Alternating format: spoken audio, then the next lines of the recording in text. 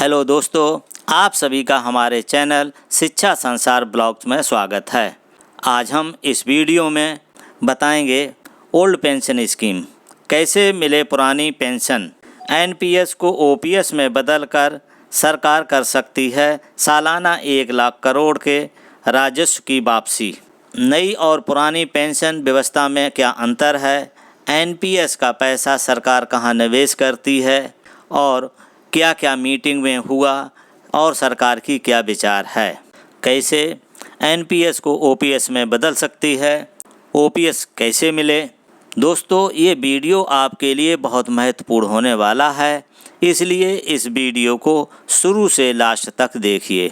अगर वीडियो आपको अच्छा लगे तो लाइक करके अधिक से अधिक शेयर कर दीजिए। यदि आप इस चैनल को पहली बार देख रहे हैं तो सब्सक्राइब ज़रूर करें। सब्सक्राइब करके बेल आइकन को दबाकर ऑल पर सेट कर लीजिए, जिससे हर अपडेट आपको सबसे पहले मिलती रहे। चलिए वीडियो स्टार्ट करते हैं। दोस्तों, national mission for old pension scheme Bharat के राष्ट्रीय अध्यक्ष डॉक्टर मंजीत पटेल के अनुसार सरकार पर आर्थिक बोझ को कम करने और पेंशन के लिए मार्केट से व्यवस्था करने के उद्देश्य से 1 जनवरी 2004 से पुरानी पेंशन व्यवस्था को त्याग कर नेशनल पेंशन सिस्टम को अमल में लाया गया था। पश्चिम बंगाल को छोड़कर सभी राज्यों में अलग अलग समय पर इस नई पेंशन व्यवस्था को लागू कर दिया गया। पिछले 7-8 वर्षों से इस व्यवस्था के खिलाफ राज्यों और केंद्र में बड़े बड़े आंदोलन चल रहे हैं। देश में पुरानी पेंशन बहाली को लेकर बहस छिड़ी है। सरकारी कर्मचारी संगठन केंद्र पर लगातार दबाव बनाए हुए हैं कि उन्हें गारंटीकृत पुरानी पेंशन ही चाहिए।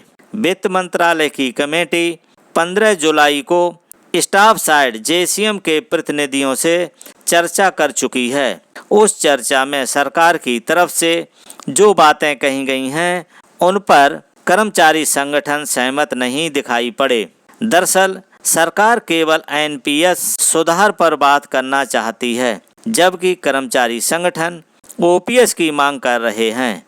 National mission for old pension scheme Bharat के राष्ट्रीय अध्यक्ष मंजीत सिंह पटेल, जिन्होंने इस मामले में सरकार को कई सुझाव दिए, वे कहते हैं कि कर्मियों को गारंटीकृत पेंशन सिस्टम ही चाहिए।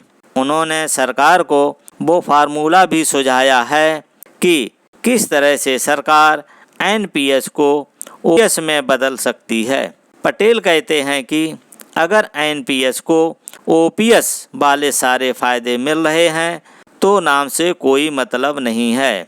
पेंशन स्कीम का कोई भी नाम रखा जा सकता है। उन्होंने सरकार को एक ऐसा सुझाव दिया है जिसमें एनपीएस को ओपीएस में बदलकर केंद्र सरकार हर साल 1 लाख करोड़ रुपए राजस्व की वापसी कर सकती है। बतौर डॉक्टर मंजीत पटेल, सरकार पर आर्थिक बोझ को कम करने और पेंशन के लिए मार्केट से व्यवस्था करने के उद्देश्य से 1 जनवरी 2004 से पुरानी पेंशन व्यवस्था को त्याग कर नेशनल पेंशन को अमल में लाया गया था। पश्चिम बंगाल को छोड़कर सभी राज्यों ने अलग अलग समय पर नई पेंशन व्यवस्था को लागू कर दिया था। पिछले 7-8 वर्षों से इस व्यवस्था के खिलाफ राज्यों और केंद्र में बड़े बड़े आंदोलन चल रहे हैं।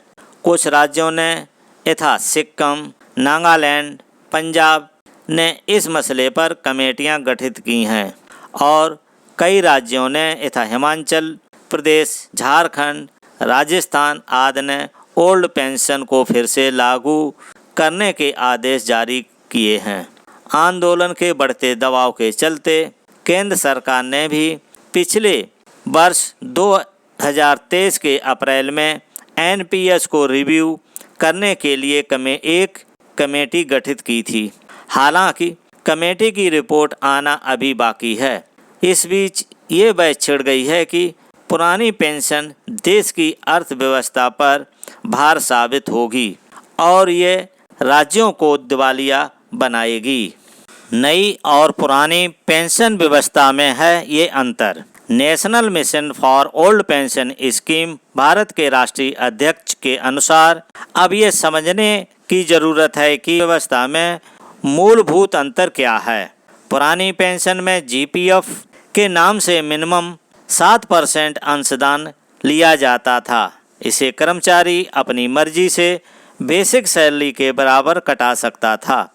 इस हिस्से पर सरकार ब्याज की गारंटी देती थी। कर्मचारी अपनी सुविधा अनुसार ये पैसा निकाल सकता था।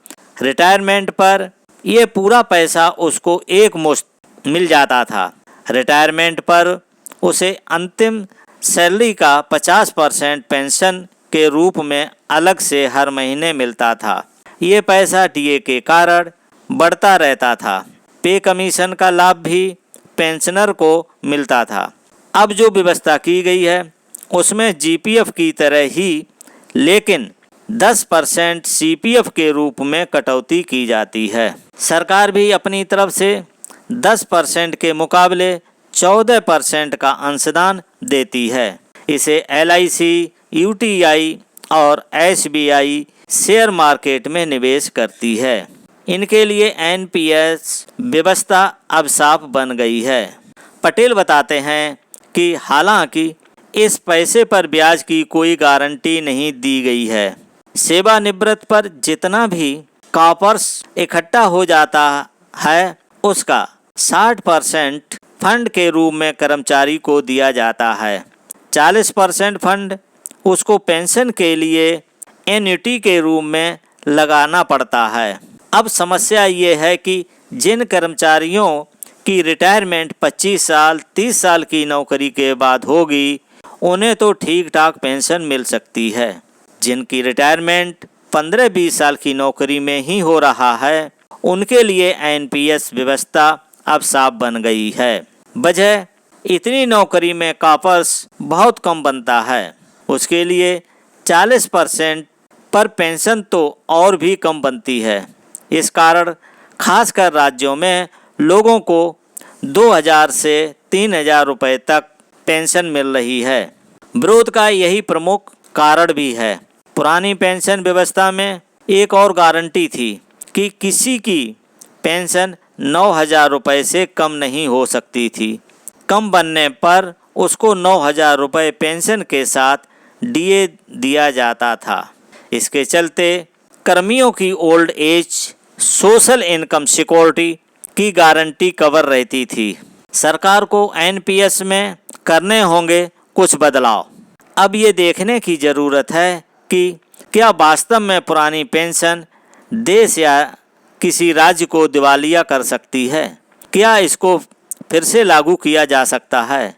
क्या एनपीएस को ओपीएस में बदला जा सकता है। पटेल के अनुसार इस विषय में स्टडी ये कहती है कि हाँ, एनपीएस व्यवस्था को बिना ख़त्म किए भी कुछ बदलाव करके इसको ओपीएस जैसा या ओपीएस ही बनाया जा सकता है। पहली बात यह है कि पुरानी पेंशन में सरकार कोई अंशदान नहीं देती थी, जबकि एनपीएस में उसे 14% अतिरिक्त सैलरी देनी पड़ती है। सेवानिवृत्त पर सरकार कर्मचारी को 45.86% अतिरिक्त फंड देती है। सेवानिवृत्त पर सरकार कर्मचारी को 45.86% अतिरिक्त फंड देती है। इसे मैनेज किया जा सकता है। यदि सरकार एनपीएस में ही ये व्यवस्था कर दे कि कर्मचारी और सरकार के अंशदान अलग अलग रहेंगे। कर्मचारी के अंशदान को जीपीएफ की तरह ही फिक्स ब्याज दिया जाएगा। ये सुविधा भी दी जाए कि कर्मचारी अपने अंशदान को 10% से बढ़ाकर 50% तक कर सकता है। फिक्स ब्याज के चलते सभी कर्मचारी अपने अंशदान को 2 से 4 गुना बढ़ा सकते हैं, जो मार्केट की लिक्विडिटी और इन्वेस्टमेंट को अप्रत्याशित रूप से बढ़ा सकता है। तकरीबन 6000 करोड़ रुपए हर महीने मिलते हैं। चूँकि अब तक 20 वर्षों में एनपीएस का रिटर्न हमेशा जीपीएफ से ज़्यादा रहा है, तो कर्मचारियों के अंशदान पर 7% की गारंटी देना भी कोई बड़ी चुनौती नहीं है। बैंकों को ऐसा करना भी चाहिए, क्योंकि देश भर के 85 लाख कर्मचारियों से ही उन्हें तकरीबन 6,000 करोड़ रुपए हर महीने मिलते हैं। ये एक बहुत बड़ी बात है। अगर ये बंद हो जाए तो इन बैंकों का चलना ही मुश्किल हो जाएगा। रिटायरमेंट पर कर्मचारियों को कुल कॉर्पस का 60% फंड दिया जाता है। उसकी ज़रूरत ही नहीं रहेगी, बल्कि कर्मचारियों को केवल उनका ही पैसा वापस मिलेगा। ऐसा करने से सरकार के फंड में 45.86% की अतिरिक्त बचत होगी। इससे फंड यूनिटी के लिए इस्तेमाल किया जा सकता है। रिटायरमेंट पर कैसे मिलें 50% पेंशन? मंजीत पटेल के अनुसार दूसरा ये है कि कर्मचारी को सेवानिवृत्ति के बाद 50% पेंशन कैसे दी जाए। ये भी ज़्यादा मुश्किल काम नहीं है। एनपीएस में हम देखते हैं कि सरकार हर महीने 14% अतिरिक्त सैलरी का अंशदान करती है। 30 वर्षों की नौकरी के दरमियान हम पाते हैं कि ये अंशदान लगभग 11% रिटर्न के आधार पर इतना हो जाता है कि उससे ही ओपीएस के बराबर पेंशन दी जा सकती है। अगर सरकार अपने अंशदान से ओपीएस के बराबर पेंशन देने की व्यवस्था कर दे तो ये कॉर्पस उनके पास ही वापस आ जाएगा, जबकि एनपीएस में दोनों अंशदान अंततः कर्मचारी और उसके परिवार को चले जाते हैं। इस तरह हम पाएंगे कि जो पैसा सरकार किसी कर्मचारी की पेंशन के लिए पूरी नौकरी के दरमियान कंट्रीब्यूटेड करती है, वो रिटायरमेंट पर सरकार को ही एक मुश्त वापस मिल सकता है। ये प्रक्रिया एक ऐसे साइकिल का निर्माण करेगी जिससे एक परमानेंट पेंशन फंड तैयार हो जाएगा। सबसे बड़ी बात ये होगी कि किसी भी पेंशनर की मृत्यु के बाद अगर उसका स्पाउस जिंदा है तो उसको अंतिम पेंशन का 60% ही फैमिली पेंशन के रूप में देना पड़ता है। अगर हम भारत के जीवन प्रत्याशा के हिसाब से देखें तो पाते हैं केवल 30% लोग ही सेवानिवृत्ति के बाद 70 वर्ष या अधिक उम्र तक जीवित रहते हैं। इन्हीं पर अधिकतम पेंशन का खर्च करना पड़ता है। ज़्यादातर मामलों में ये खर्च सालाना कम हो जाता है, क्योंकि हर वर्ष कुछ पेंशनर की मृत्यु हो जाती है। सरकार को प्रतिवर्ष 1 लाख करोड़ रुपए तक वापसी। सरकार को प्रतिवर्ष 1 लाख करोड़ रुपए तक वापसी।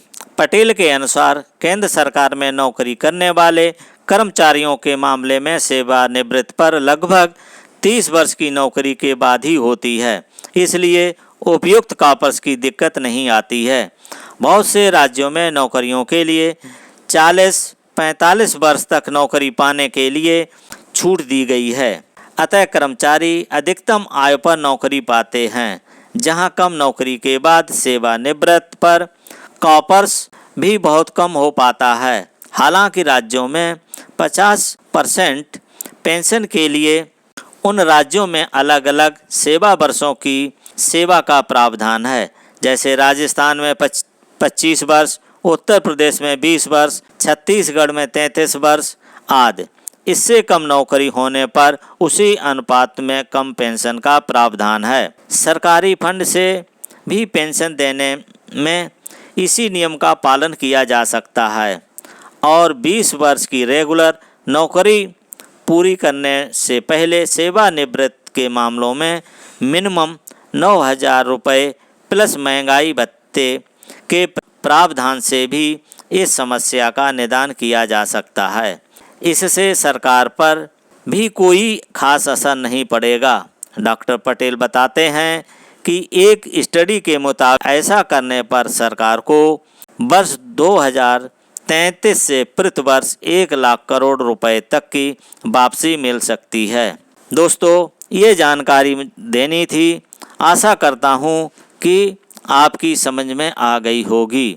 अगर वीडियो अच्छा लगा हो तो इसको लाइक करके अधिक से अधिक शेयर कर दीजिए। अगर आप पहली बार इस चैनल को देख रहे हैं तो इस चैनल को सब्सक्राइब ज़रूर करिए। इस वीडियो को देखने के लिए थैंक यू फॉर वॉचिंग। अब मिलेंगे नेक्स्ट वीडियो में नई जानकारी के साथ।